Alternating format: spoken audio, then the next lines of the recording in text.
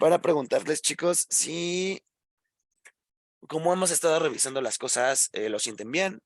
¿Sienten que el ritmo es adecuado? ¿Sienten que voy muy rápido? ¿Sienten que explico poco? Cualquier comentario de ese tipo me ayuda a modificar mi forma de hablar con ustedes aquí y para bien de ustedes, ¿no? O sea, no se preocupen por mí. ¿Cómo me han sentido? ¿Sigo igual? ¿Cambio algo?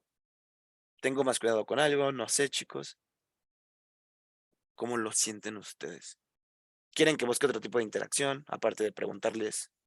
Porque pues no todos tienen micrófono, no siempre se tiene micrófono. ¿O vamos bien? Yo creo que vamos bien, profe. Muchas gracias. ¿Los demás? ¿Todo bien? Perfecto. Entonces, denme un segundito para traerles la diapositiva de química. Entonces, voy a dar por sentado que vamos bien.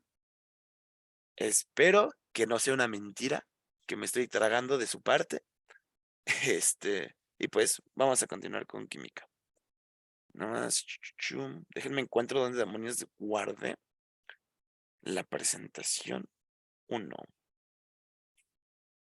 Ah, ujú.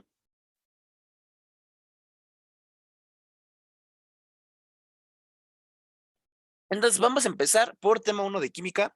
Ventaja es que es un tema con poca química difícil, ¿no? Vamos a ver una introducción. El título es Sustancias químicas y estructura atómica, ¿vale? Vamos a ver qué es materia, los tipos de materia. eh, Sencillita la clase. Entonces, vamos a inaugurar química. Chu- Ajá.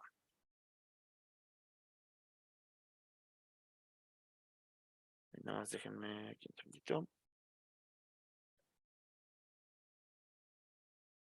Entonces, primero vamos a hablar sobre cambios físicos y cambios químicos.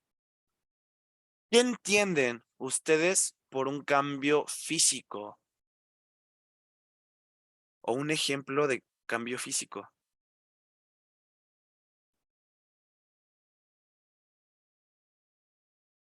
Cambio físico, cambio físico.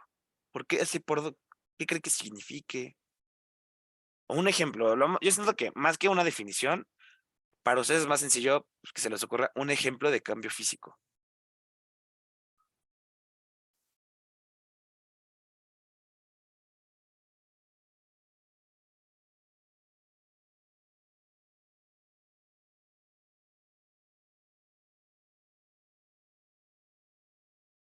Estoy esperando a que el chat se mueva un poco. Ejemplo de cambio físico, ejemplo de cambio físico.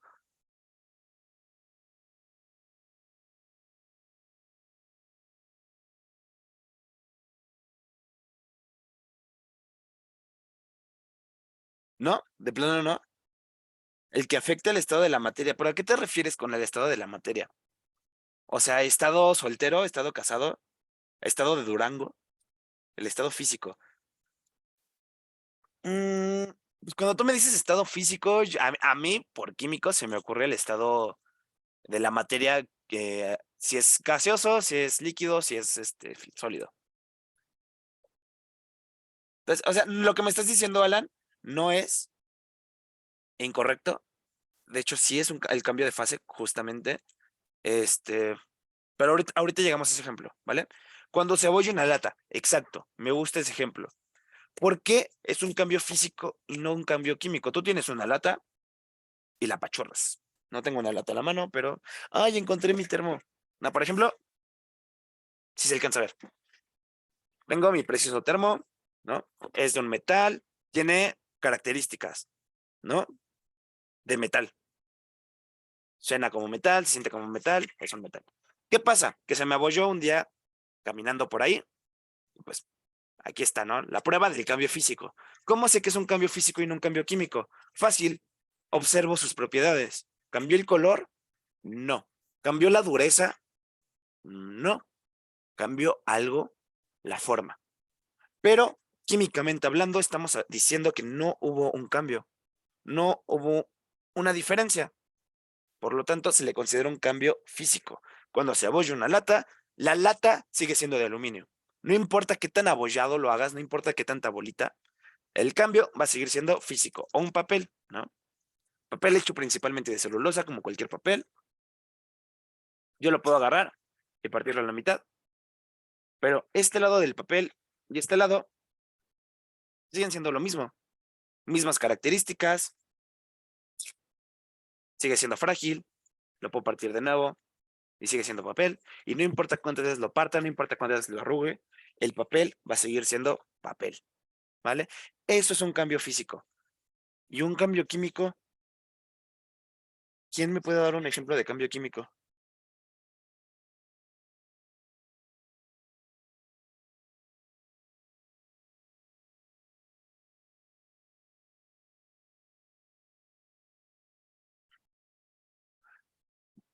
Ah, qué difícil pregunta, Alan. Sí, las proteínas, ok, esto es un pequeño desvío. Las proteínas son algo muy largo. Entonces, en lugar de ver que las proteínas se dibujen así como yo lo había hecho con bolitas de aminoácidos, se dibujan como una línea. Entonces, para una proteína, esta línea puede ser 100 aminoácidos pegados. Y pues las proteínas son algo tan complejo como esto. Muchas líneas, ¿no? Muchas falditas, están raras. Entonces, sí, dependiendo de cómo se encuentren en 3 dimensiones, o sea, qué forma tiene, es si funciona, si la proteína tiene una función o si está en su modo de no función. O sea, activado y desactivado. Este es un cambio físico, entre comillas, porque la proteína no cambia de estado químico. Sus enlaces son los mismos. Pero es difícil de definir ese cambio, Alan, con respecto a estos conceptos. Es una mezcla entre los dos, cambio físico y químico, la desnaturalización de las proteínas. Entonces, no nos vamos a centrar en eso. Dice Gabriela que quemar una hoja de papel y pues el mejor ejemplo no hay, ¿no? ¿Cómo sabes que hay un cambio químico? Pues papel otra vez de celulosa. La celulosa es un azúcar, ¿no? Yo quemo la celulosa y ¿qué obtengo? No obtengo azúcar en gas, definitivamente. Obtengo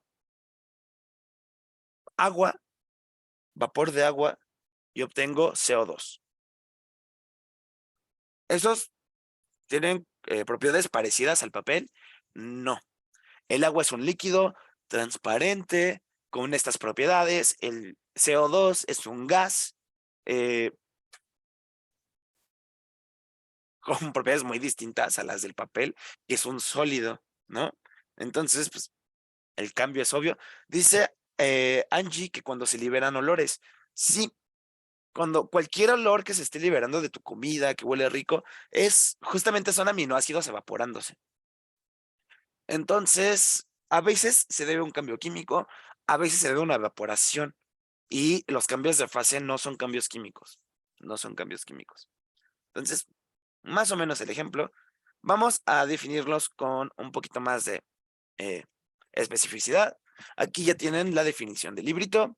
Un cambio físico se trata de cuando hay un cambio en la forma, ¿vale? Pero la sustancia de estudio, tu objeto, no tiene un cambio en sí, ¿vale?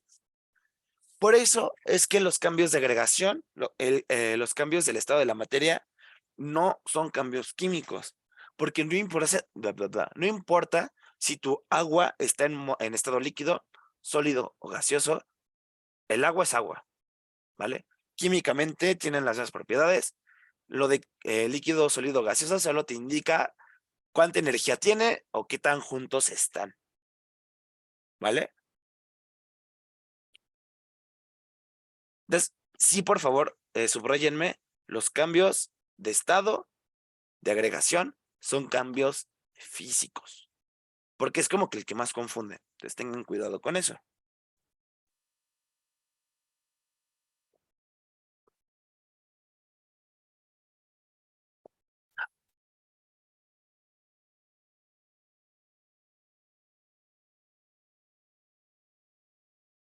Muy bien, chicos. ¿Me dicen cuándo le pueda cambiar a la diapositiva, por favor? Que no puedo ver si están anotando.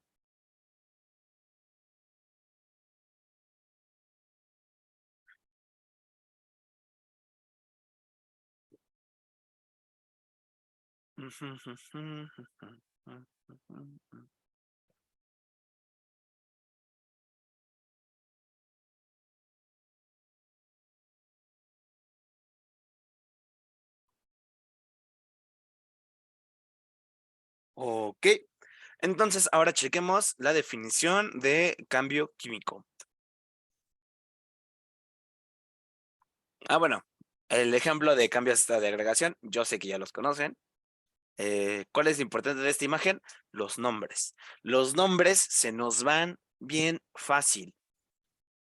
Por favor, por favor, por favor, sí copien esto.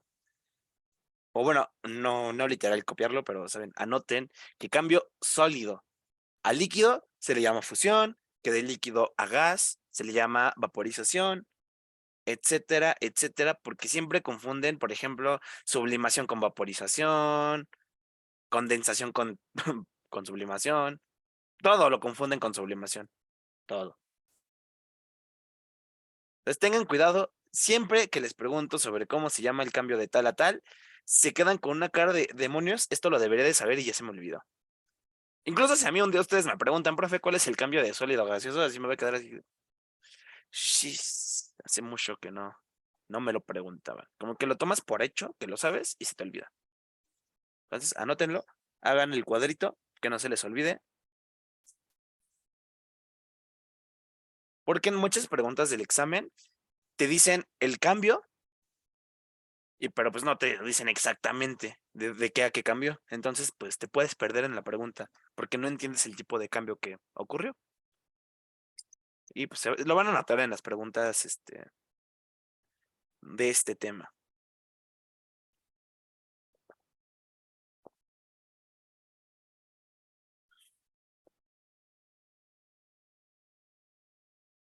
Yo, ¡pup! ¿Ya le puedo cambiar? Supongo que ya. Entonces, ahora sí, definamos cambio químico, ¿vale? Bueno, primero que nada, los ejemplos de cambios de forma. Un minutito, por favor. Ok. Los ejemplos de cambios de forma ya los tienen. Yo sé que ya los tienen. Cuando se rompe un vidrio, no importa cuántas veces rompas un vidrio, químicamente va a seguir siendo lo mismo, va a tener las mismas propiedades. Ahí estaba un ejemplo de vidrio, el soplado de vidrio, es lo que estaba cortando ahí. Que igual, lo único que estamos viendo es un cambio de fase.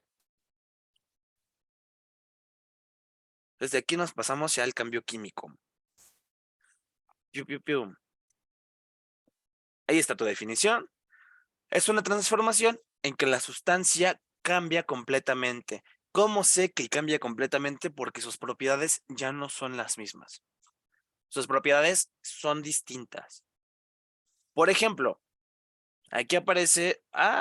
No, regresa. Aquí aparece un clavito.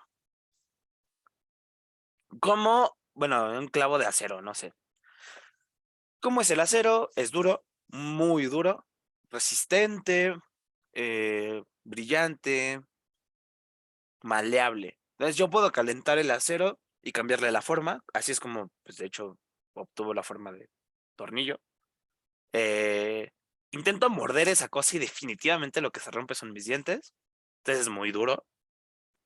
Pero, ¿qué pasa cuando se oxida? La oxidación es algo natural que ocurre por la interacción de oxígeno con el metal. Y si lo notan, pues se hace algo naranja, ¿no? Algo entre café y naranja. ¿Cuáles son las propiedades de algo oxidado? Primero que nada, huele, ¿no? El metal no suele oler mucho, yo sé que estoy como que hablando de algo raro, pero el óxido definitivamente tú dices, huele oxidado. Imagínate cuando tú estás en un parque para niños, yo sé que hace años que no tocan un parque para niños, pero imagínense, ya ven que pues, la mayoría de juegos son de metal, y si llueve, tenía un olor en particular, ¿no? Como que olía, a mí me olía a óxido, las manos, por ejemplo, tiene un olor. Después es naranjoso, cafezoso. Además, si yo toco un metal oxidado, parte de ese óxido se queda en mi mano, ¿no? ¿Por qué? Pues porque ya no es duro. Su firmeza, esa propiedad se perdió. Tan fácil que yo simplemente con tocarlo ya lo estoy deshaciendo, ya lo estoy rompiendo. Entonces se hizo muy frágil, ¿vale? Entonces, desde ahí puedo, o sea, ya di un ejemplo como de 5 propiedades que cambian con una simple reacción de oxidación.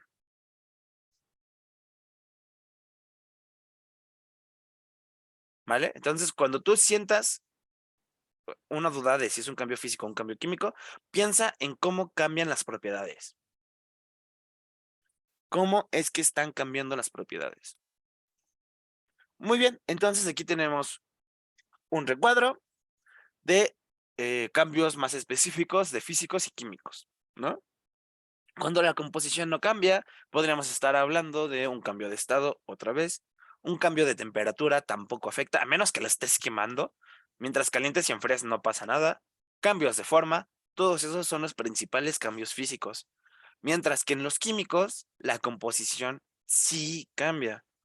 Por lo que oxidaciones, reducciones, combustiones, cualquier reacción tipo redox, como podría ser una electrólisis, se tratan de un cambio químico.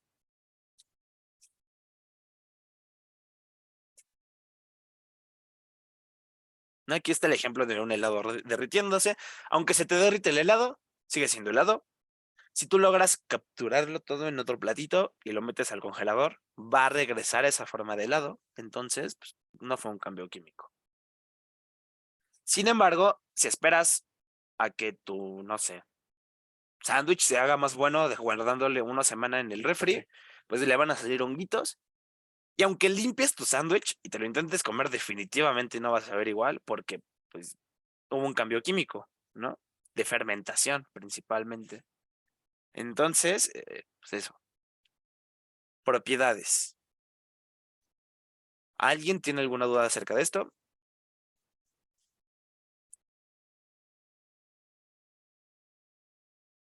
Si no, igual me avisan cuando ya le pueda cambiar, por favor.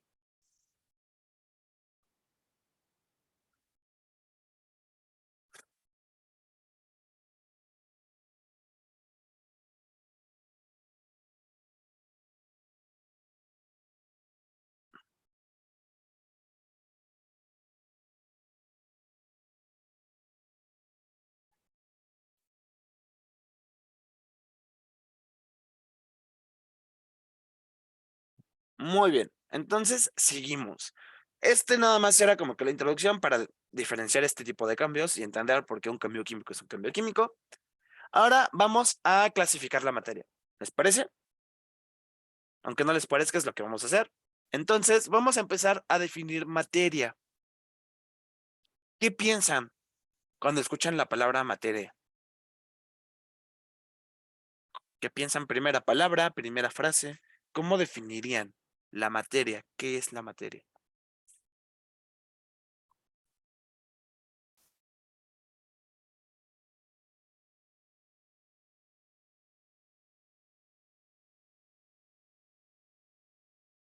Dice Alan que es algo que existe,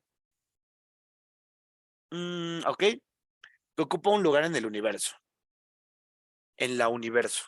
¿A qué se refiere con que ocupa un lugar? ¿A qué se refieren? ¿Cómo que ocupa un lugar? Alania nos dice que pues, es cualquier sustancia con masa. De forma general, pues la materia es justo eso que me están diciendo. Es algo con masa y que ocupa un espacio. Entiéndase ocupar un espacio en que pues dos objetos no pueden ocupar el mismo espacio porque pues físicamente imposible, ¿no? O está uno o está el otro, pero nunca los dos al mismo tiempo. Entonces, ya sabemos que es materia. Eh, ¿Alguien tiene alguna idea de cómo es que se clasifica? ¿Ah? Que como que hay un super tip en elementos, compuestos y mezclas. Es como Diosito, pero solo existe en nuestra cabeza, no tiene materia. Pues de hecho, esa parte de existir es difícil de definir qué existe y qué no existe, porque, por ejemplo, te podría preguntar, ¿existe un animal con alas de, pues, no sé, existen los unicornios? Para más sencillo, una imagen más sencilla. Tú puedes decirme, no existen porque en la materia, no hay un animal que cumpla con esa definición, pero con el hecho de que tú lo puedas imaginar, existe, ¿no? O sea, si tú lo tienes en tu cabeza, tú eres una cosa que existe, por lo tanto, ese unicornio en tu cabeza existe. Entonces, pues no hay que meternos en esos temas de Diosito, por favor. O no acabamos nunca. Entonces dejemos materia como ocupa un espacio y tiene masa, ¿no? Muy bien. Entonces, ¿cómo se clasifica la materia? En elementos, compuestos y mezclas, pero los elementos y compuestos se suelen agrupar para generar las sustancias puras, como se ve ahí. Entonces, la materia se divide en dos, sustancias puras y mezclas. Las sustancias puras son cosas como elementos, compuestos, y las mezclas son cosas como, bueno, ahí ya se definen los tipos de mezclas, como una mezcla homogénea o heterogénea. Pero ahorita revisamos pues, qué demonios es cada tipo de mezcla, qué demonios es un compuesto, qué demonios es un elemento. Pero pues vámonos en orden de chiquito a grandote. ¿Qué entienden por elementos? ¿Elemento qué? ¿De dónde? ¿Cómo definirían ustedes elemento?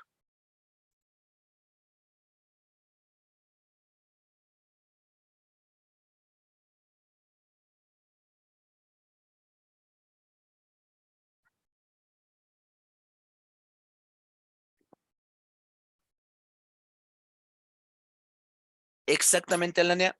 Algo importante es que los elementos se encuentran clasificados ¿en dónde? En la tabla periódica. Se encuentran ahí, son 118. Si mal no me acuerdo, son 118. Terminando en orgamenón, algo así. Pero que ahí se clasifican. ¿Por qué? ¿Qué es lo que hace que se clasifiquen ahí? ¿Por qué en una tabla periódica? Algo más, platíquenme otra cosa. ¿Qué más sabemos de los elementos?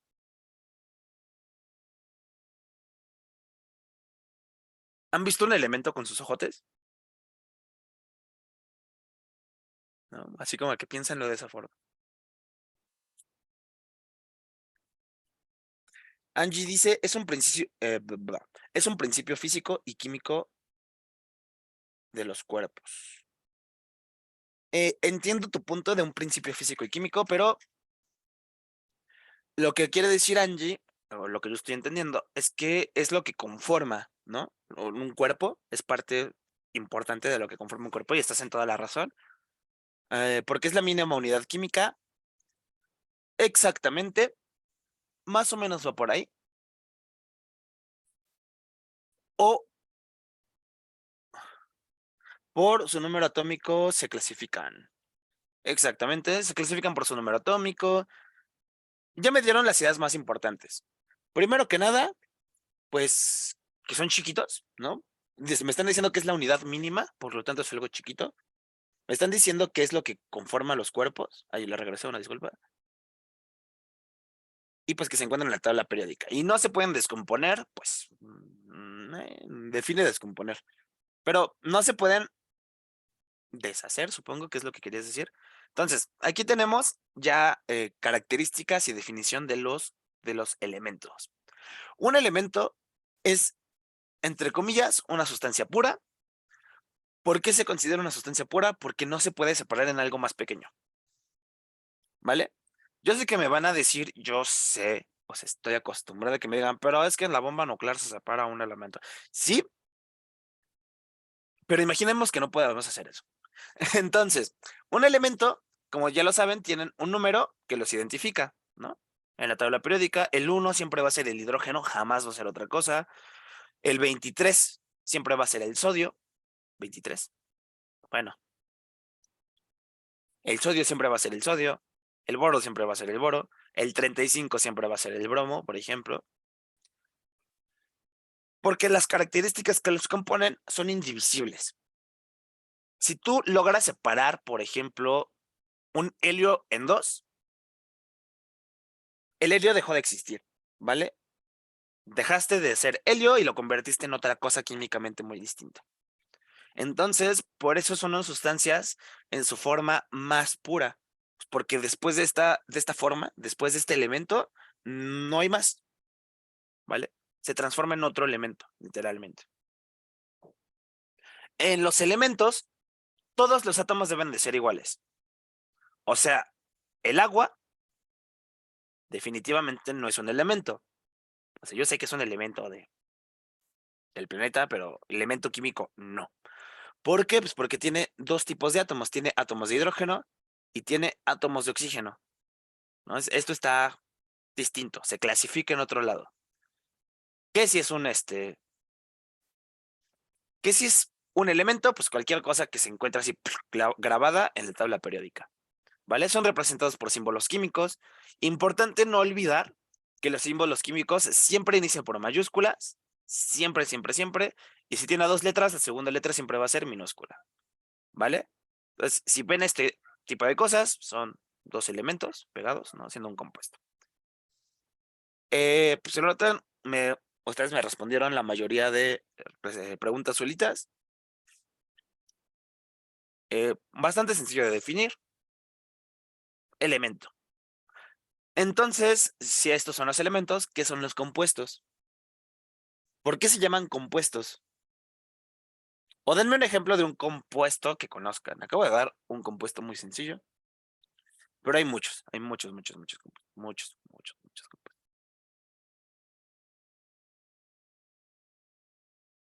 Es un ejemplito que se les ocurra de un compuesto.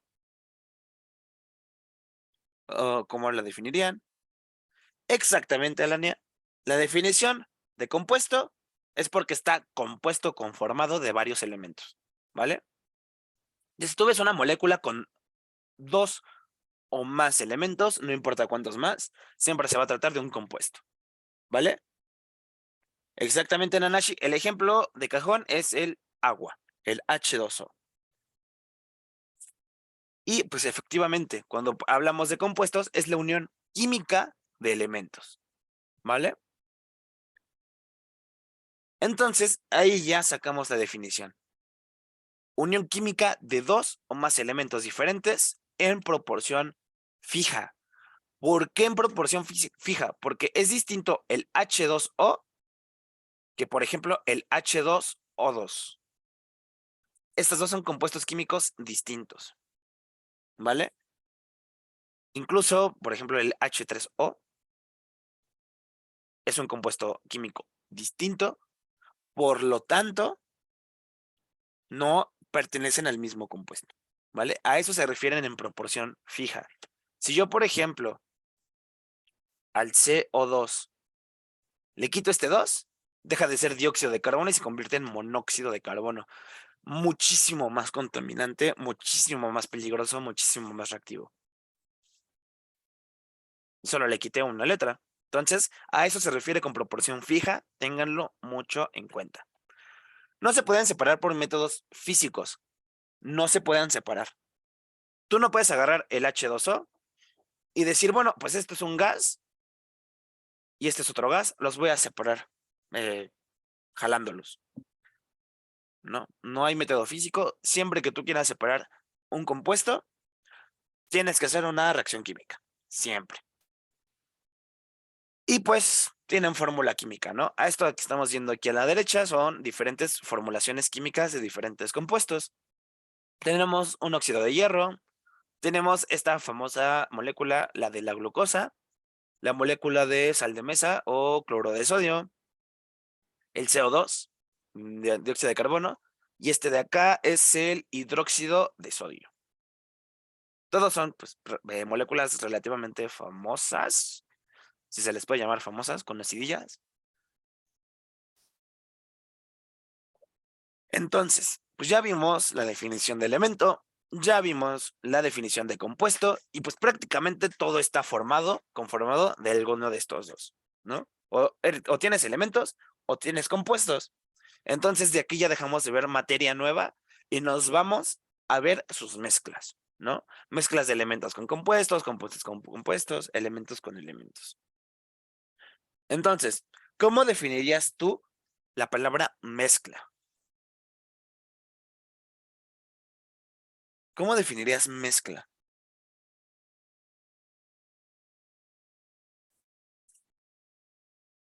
¿Qué haces cuando estás mezclando algo?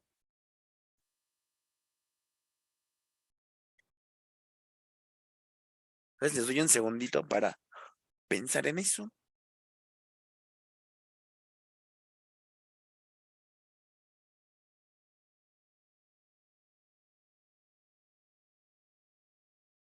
Sí, soy.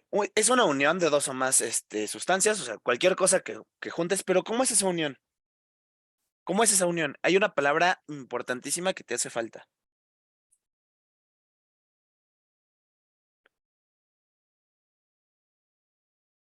Como aquello compuesto de elementos o compuestos sin proporción física. Pues me gusta también esa definición. Definitivamente sí, cuando tú mezclas estás revolviendo, pero pues revolver es como que un sinónimo de mezclar, entonces no me ayudas a definirlo demasiado. Angie, entonces falta una palabra clave, una nada más, a todos. Si me agregan esa palabra clave y la definición está al 100% correcta. Por ejemplo, ¿no? ¿Cuál es la diferencia entre una mezcla y un compuesto? Porque pues, los compuestos es elementos mezclados, ¿no? Definitivamente estos son elementos mezclados. ¿Cuál es la diferencia? Lo vemos a simple vista, no siempre, Nanashim. No siempre. Exactamente, Alania. Son mezclas. Una mezcla es aquella que se une físicamente. Estas son uniones químicas. Todos estos ejemplos son uniones químicas porque cambiaron propiedades y pues ahora son inseparables por métodos físicos, ¿no? ¿Cuáles son mezclas? Pues aquellos que son separables por métodos físicos. Y ahí ya tienes tu definición. ¿Vale? La sacaron ustedes solitos. La clasificación de sustancias entonces por mezclas. Es la unión física de varias sustancias, dos o más, como dicen justamente, y no hay enlaces químicos que los adhieran, que los unan, por lo tanto es una unión meramente física. Por lo que las características individuales de cada compuesto, de cada elemento se mantienen, ¿vale? Si tú tenías glucosa y la avientas a tu café amargo, la glucosa va a seguir siendo dulce, va a seguir teniendo esta forma de glucosa, pero pues ahora va a estar flotando entre muchita agüita, ¿no? Entonces, sus características individuales siempre se conservan, ¿vale? Un ejemplo de características es el punto de ebullición. O sea, a la temperatura en la que pasa de estado ¿qué a qué? Líquido a gaseoso, ¿vale? El agua, por ejemplo, suele evaporarse a los 100 grados centígrados, aprox. Y si tú haces una mezcla, te haces una cubita, le pones tu tequila, le pones agua mineral, porque ya estás grande y tomas con agua mineral, y dices, ah, ya no quiero alcohol, ahora solo quiero agua. Puedes calentarlo. ¿Por qué? Porque el agua, no importa cuántas cosas, cuántas cochinadas le eches encima, siempre va a evaporar a 100 grados centígrados. Pero el alcohol, por ejemplo, se evapora como a los 78 grados centígrados, más o menos. Entonces, si tú calientas tu agüita a los 85, no estás evaporando el agua, pero sí el alcohol. ¿Por qué? Porque sus características individuales se mantienen, ¿vale? Punto de ebullición siendo pues, el ejemplo que estamos checando. Muy bien. Separación fácil mediante métodos físicos, fácil entre comillas, ¿vale? Porque aunque sea una mezcla física, no siempre es fácil separarlos. Pero entienden pues, como a qué se refería esta palabra. Y pues se clasifican en dos tipos de mezclas principales, mezclas homogéneas y mezclas heterogéneas. Como lo vimos en una parte de genética, homo quiere decir del mismo tipo, hetero quiere decir de tipo distinto, ¿no? Cosas distintas. Entonces, aquí es lo mismo. Mezclas homogéneas van a cuántas fases tú observas. Déjenme les explico. Entiéndanse por fase a un solo color. Si tú te sirves un vasito con agua y te pregunto, adentro del vaso, ¿cuántas fases ves? Me vas a decir, pues una, solo veo el agua, ¿sí o no? Entonces, va. Yo le echo azúcar a esa agua, la mezclo bien, no queda un bulto abajo de azúcar, y te pregunto, ¿cuántas fases ves? ¿Cuántas fases estarían viendo? Agua con azúcar, poquita azúcar, ¿no? ¿Cuántas fases se ven? Una todavía, ¿no? Porque pues el azúcar se disuelve. Pero ya hiciste una mezcla, ya metiste azúcar en tu agua, entonces definitivamente tu agua ya no es solamente agua. Pero como solo ves una fase, estamos hablando de una mezcla homogénea, ¿vale? Dos fases sería, por ejemplo, si yo mezclo agua con aceite. Todos hemos mezclado agua con aceite. ¿Qué es lo que ocurre? Que el aceite se queda en un lado y el agua en otro. Déjenme ver si tengo azulito para el agua. Entonces se forman dos fases dentro de tu vaso. Fase de agua y fase de aceite. Y por más que le mezcles, nunca se te van a juntar. Se odian, literalmente agua y aceite se odian. Químicamente hablando, claro. Entonces, a eso me refiero cuando digo una fase, dos fases o n fases. O sea, ¿cuántas cosas ves distintas tú en tu mezcla? Por ejemplo, si te pregunto cuántas fases tiene una ensalada, pues tendrías que agarrar y empezar a contar. Pues tiene lechuga, tiene jitomate, tiene. Porque lo puedes ver y lo puedes tocar y lo puedes separar, ¿no? Una mezcla homogénea es aquella que tú no alcanzas a percibir las fases, no alcanzas a percibir los componentes. Entonces, ese fue mi pequeña introducción. Vámonos ahora sí a la definición del libro. ¿Le puedo cambiar ya la diapositiva, chicos, chicas?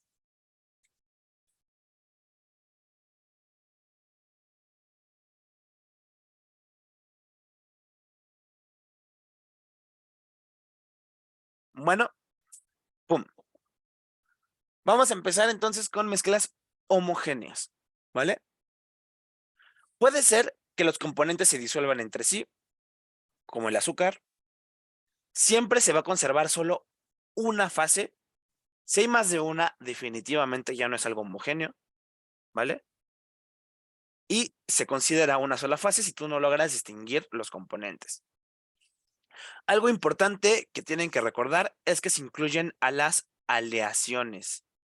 Una aleación es una mezcla de metales, pero no una mezcla física, porque yo sé que si agarro un metal, por ejemplo, el de mi llave, y otro metal que el de mi termo, y lo intento juntar, pues definitivamente se ve dónde empieza mi llave y dónde empieza mi termo, ¿no? Por más que lo intente, pues no se va a lograr. ¿Qué se hace? Los metales se funden, o sea, se llevan a su estado líquido, y en su estado líquido se mezclan dos metales distintos. Literalmente es lo que ven en las fundiciones de las películas. No sé si han visto El Señor de los Anillos o cualquier película medieval que estén fundiendo alguna espada y ves que pues como que echan el metal en un molde, ¿no? Ese metal es una aleación, por eso la calientan tanto, para buscar propiedades distintas.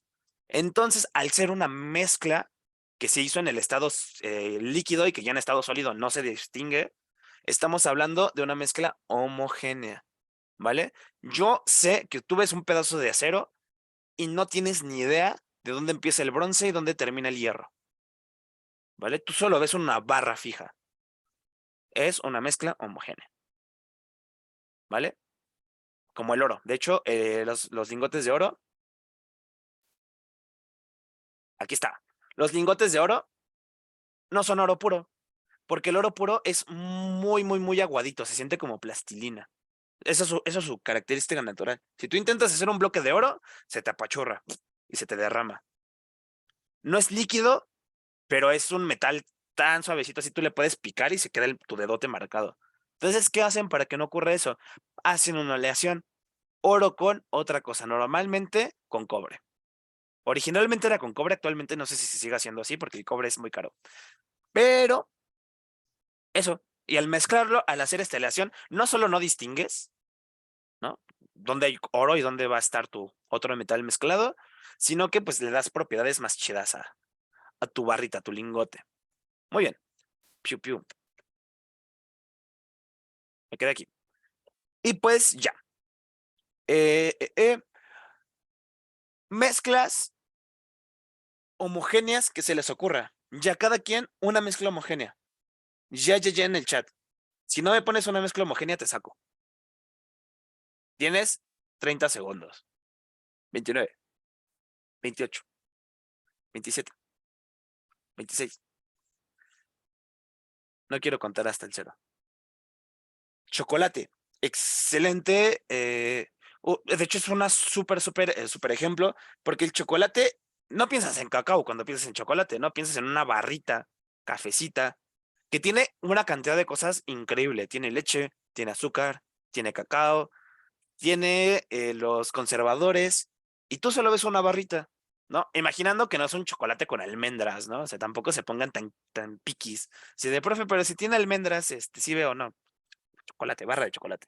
El aire me gusta mucho porque es una mezcla homogénea y se les olvida todo el tiempo. El aire es una mezcla de gases. Siempre ha sido una mezcla de gases y siempre será una mezcla de gases. Hay nitrógeno, hay oxígeno, hay vapor de agua, está tu saliva, está el metano, está, llames amoníaco, helio, los gases nobles están por ahí volando, el ozono, ¿no? Muchísimos gases y tú puedes ver hacia todos lados y el aire se va a ver idéntico. No puedes separar un pedazo de aire con oxígeno y un pedazo de aire con nitrógeno. No se puede. Agua y cloro. El cloro, si te refieres al cloro elemento químico, pues no. Pero sé que te refieres al cloro de cocina, entonces sí, definitivamente tú ves el cloro, ¿no? Y se ve como que amarillita y tiene muchas cosas adentro.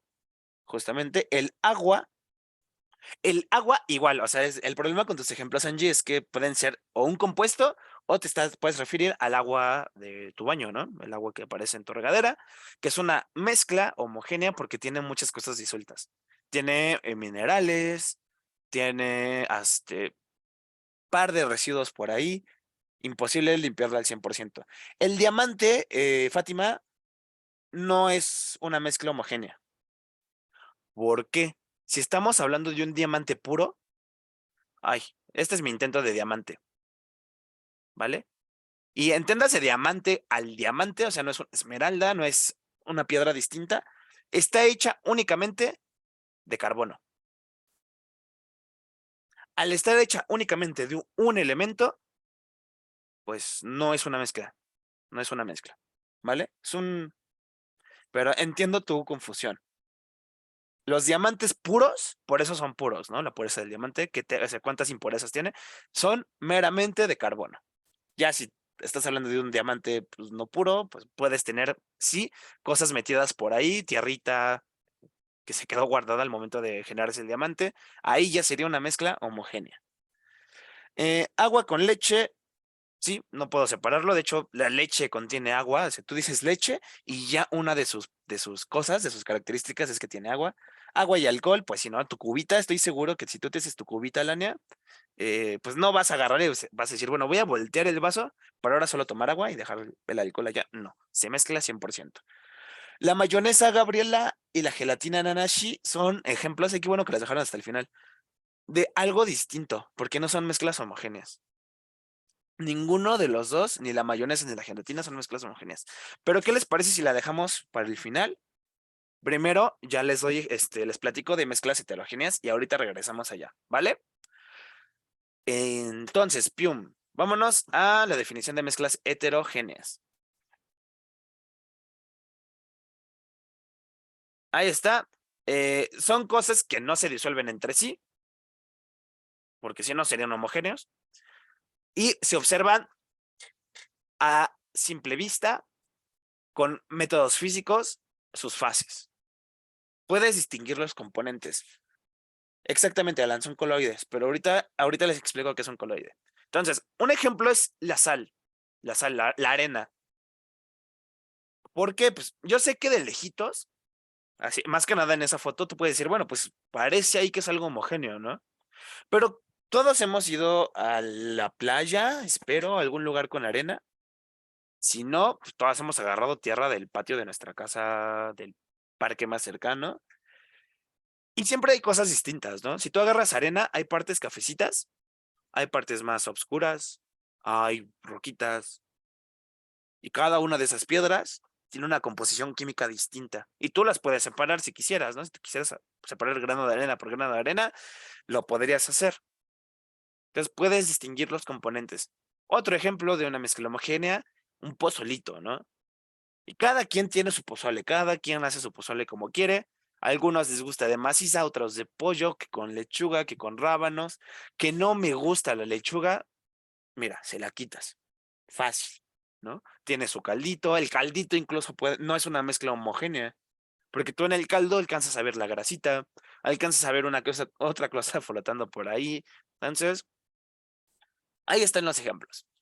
Igual, un ejemplo de algo heterogéneo, de una mezcla heterogénea que se les ocurra. Es mucho más fácil que la mezcla homogénea.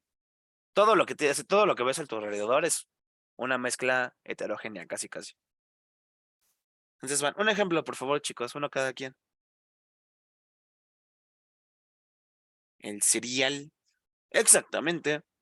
Entonces es tu cerealito, le echaste leche, le echaste el cereal. De por sí el cereal que le estás echando no es homogéneo. La pizzita, ay, qué rico. Se nota que no desayunaron porque todos me están poniendo ejemplos de comida. Todos. Agua y aceite, exactamente, Fátima. El ejemplo que yo di fue una de mezcla heterogénea de agua y aceite que jamás se mezclan. Entiéndase por aceite el de cocina o, por ejemplo, en el pozole, la grasita, pues es técnicamente aceitoso, ¿no? Un aceite, un lípido, una ensalada, exacto. Muy sencillos esos ejemplos, ¿no? Ahora, con respecto a lo que me estaban diciendo de la mayonesa. Entonces, déjenme, les pongo una imagen para que sea un poquito más obvio. A ver si así me sale. Ajá, se logró. La mayonesa, yo sé que a ojo, o sea, tú lo ves y parece una mezcla homogénea, ¿no? O sea, yo veo solo un color y ustedes también. Entonces tú irías a votar por las definiciones que yo te di, que esto es algo homogéneo. ¿Cuál es el problema? Que utilizando un microscopio, y no uno muy potente, o sea, un microscopio sencillito, tú alcanzas a ver esto en la mayonesa. ¿Qué resulta ser? O sea, yo sé que solo ven bolitas, ¿no? Quizá no les diga mucho. Ah, mira, esta está mejor. Fium. Lo que estamos viendo son bolitas de agua, grasa y proteínas mezcladas. ¿Ok? O sea, hasta ahorita no hay ningún problema. ¿Qué les había dicho del agua y el aceite? ¿Se mezclan? No. Y yo se los dije y lo mantengo. No importa qué tan fuerte agites ese vaso con agua y aceite, jamás se te va a mezclar. Lo mismo con la mayonesa. El agua y el aceite no están mezcladas, están separadas. Pero tiene una propiedad que es justamente la propiedad de los coloides, como había dicho este Alan, me parece. Este Alan, de que esta cosa, la mayonesa, se está separando muy, muy lentamente. Tú le das unos 100 años a esta cosa, regresas y acá tienes tu agua y acá tienes tu aceite. Y la mayonesa ya se separó, ¿vale? Pero está tan gelatinosa, está tan coloide, que se está separando tan lentamente que no te das cuenta de que son una mezcla heterogénea, ¿vale? Igual la gelatina es más o menos lo mismo. Es una proteína que hace un compuesto como un plástico, por eso es que así se siente la gelatina, y atrapa el agua, pero tú le das tiempo y se separa. La sangre es otro ejemplo de una mezcla que parece homogénea, pero no es homogénea, porque si tú, o sea, tu sangre, tu corazón deja de bombear, tu sangre se separa, ¿no? ¿Se han visto cómo cuando ustedes le sacan sangre y están buscando algo en específico de esa sangre, lo que hacen es llevarla a un aparatito que ponen en su frasquito de sangre y ese aparato gira? Es un centrifugado. ¿Por qué gira? Pues porque físicamente está buscando que se separe más rápido la sangre. En un lado quedan tus glóbulos rojos, tus eritrocitos, y en otro lado queda el plasma de la sangre, que pues si se separó solo dándole vueltas, definitivamente era una mezcla heterogénea, ¿vale? Solo en movimiento. Entonces, ya dando esos pequeños ejemplos, y sí, Alania, las papas fritas es un buen ejemplo de mezcla heterogénea, porque tú ves tu papa y ves el aceite. Si tú aprietas tu papa y sale el aceite. Entonces tú alcanzas a ver las fases de esa papa frita. O si le pones sal, ¿no? Pues se ve la sal. Perfecto. ¿Dudas acerca de estas definiciones, chicos? ¿Se entendió cuál es la diferencia entre elemento compuesto y los tipos de mezclas? ¿O perdí a alguien en el camino? Excelente. Bueno, ya casi terminamos la clase. Me avisan cuando ya sean la hora para cerrar yo mi sesión. Vamos a quedarnos más o menos por los métodos de separación de mezclas. Como se los había mencionado, si estamos hablando de una mezcla, estamos hablando de algo que se puede separar físicamente. Entonces, estos son métodos de separación físicos, ¿no? Tiene sentido. ¿Cuáles vamos a platicar? Estos de acá. Cada método de separación busca aprovecharse de una propiedad física. Ah, mira, aquí de hecho dice. De una propiedad física de la sustancia que quiere separar. Entiéndase con propiedad física justamente a la temperatura de ebullición, quizá la dureza, quizá el estado de la materia en la que se encuentre, cualquier propiedad que puedas utilizar para separarlo, lo vas a separar. Y pues cada método, destilación, decantación, cromatografía, pues se aprovecha de una característica o una propiedad específica, ¿vale? Entonces vamos a revisar, según yo, todos estos tipos de separación física. Muchos ya los conocen, muchos ya lo saben, y pues quizá nada más no hacen el símil de pues, la propiedad del método de separación con lo que ustedes hacen en su día a día. Entonces vamos a irlas checando. Y vamos a empezar por uno de los más difíciles de explicar, que es el de destilación. ¿Cuándo han escuchado hablar ustedes de algo destilado? Que no es un método común, entre comillas, no es algo que tú hagas en tu casa. El aguardiente. ¿Qué más? ¿Qué más han escuchado?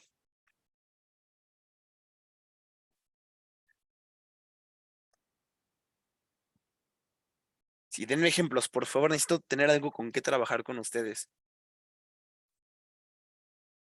¿Qué otra cosa? El aguardiente, pues por si no lo sabían, es una bebida alcohólica. Entonces, pues cuando yo escucho destilados, también pienso en cosas como el tequila, ¿no? Como el vodka es un destilado, y el vodka. eh, Otra cosa que se destila son los perfumes, no específicamente los perfumes, pero la esencia de los perfumes. Entonces, pues es un método utilizado en la industria, muy común. ¿Por qué? Miren, ahí déjenme, le cambio la diapositiva. ¿Le puedo cambiar? Primero que nada. ¿Ya notaron esto? Me espero un segundo. Ok. Entonces, destilación. Shum. ¿Qué propiedad se aprovecha? La destilación se aprovecha del punto de ebullición de líquidos. ¿Vale? Entonces, tú en la destilación tienes una mezcla de dos líquidos. Es como que la separación más común.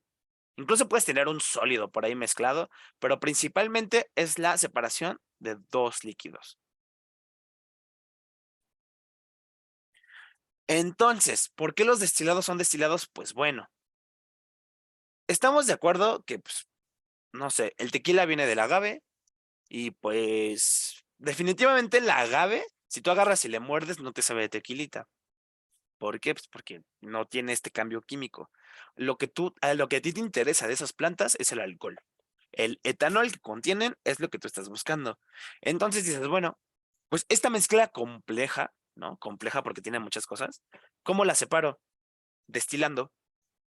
La destilación. Como les había mencionado, el alcohol tiene un punto de ebullición relativamente bajo. A los 70 y tantos ya se está evaporando. A diferencia del agua que es a los 100. Entonces, tú calientas a 80 grados centígrados y estás obteniendo la gran mayoría del alcohol de tu mezcla compleja, ¿no? Tú agarraste el agave, lo hiciste papilla y lo metiste a este vasito, ¿vale? Este es un matraz bola. Este matraz bola lo calientas, esto de acá es una estufa, esto que estoy rayando. Es una estufa, su único propósito es calentar, un calentamiento controlado. Entonces, aquí metes tu mezcla compleja, calientas y pues tú controlas la temperatura. Entonces, como les había mencionado, imaginemos que solo tenemos agua y acá tenemos el alcohol que te interesa. Específicamente voy a decir que el etanol. Como les había mencionado, el agua tiene un punto de ebullición de aproximadamente 100 grados centígrados. Mientras que el alcohol tiene un punto de ebullición de aproximadamente, si mal no me acuerdo, 78, le voy a decir, grados centígrados.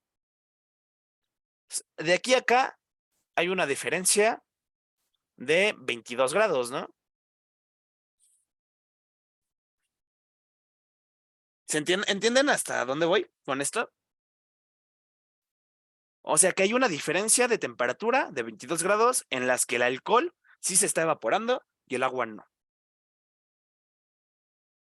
Entonces, tú en tu experimento, tú en tu sistema de ebullición, de destilación, perdón, empiezas a calentar tu estufa a, ¿qué te gusta?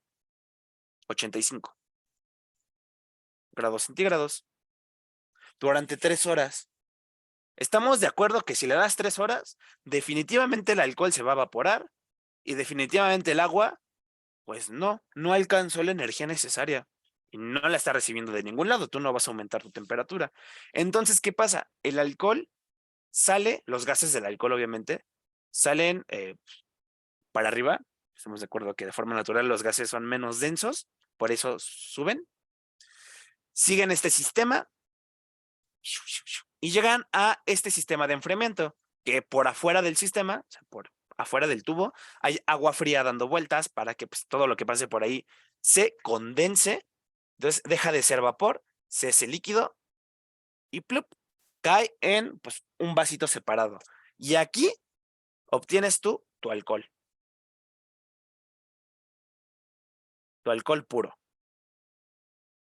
¿Por qué puro? Pues porque toda el agua, todas las impurezas se quedaron en este de acá. ¿Se entendió, chicos? El ejemplo de destilación es el que explico con más detalle porque pues, es algo que no hacen comúnmente, ¿no? Para mí todos los días, destilé como durante 3 años seguidos en los laboratorios de química orgánica. Un infierno, genuinamente ya viví el infierno en vida.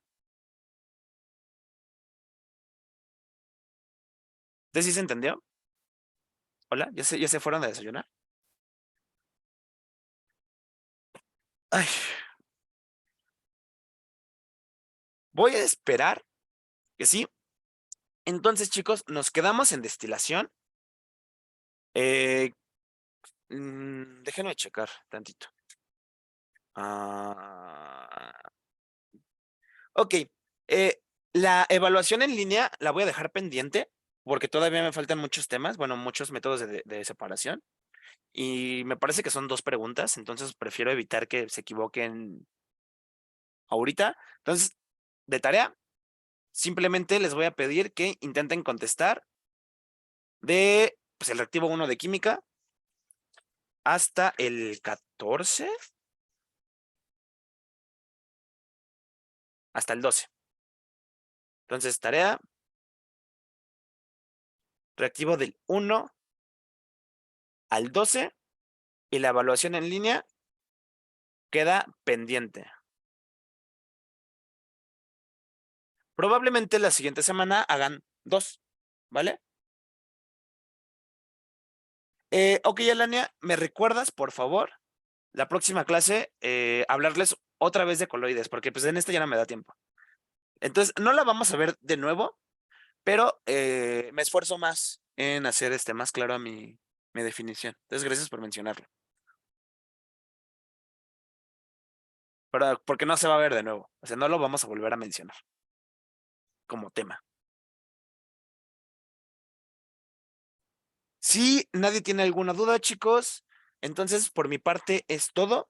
Espero que lo hayan entendido, espero que hayan aprendido de mi parte y pues si no hay dudas, nos vemos la próxima semana, creo. Y si no, cuando nos tengamos que ver, igual en cualquier caso, estoy al pendiente. Me preguntan si tienen alguna duda. Y si no, entonces en un minutito ya cierro la sesión para darle chance a su siguiente profesor de pues, dar la clase. Entonces me espero un segundito.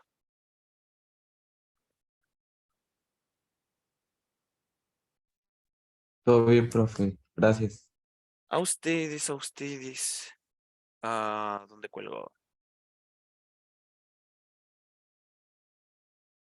Muy bien, chicos. Entonces me retiro. Nos vemos y pues disfruten sus clases y su fin de semana. Nos vemos, bye.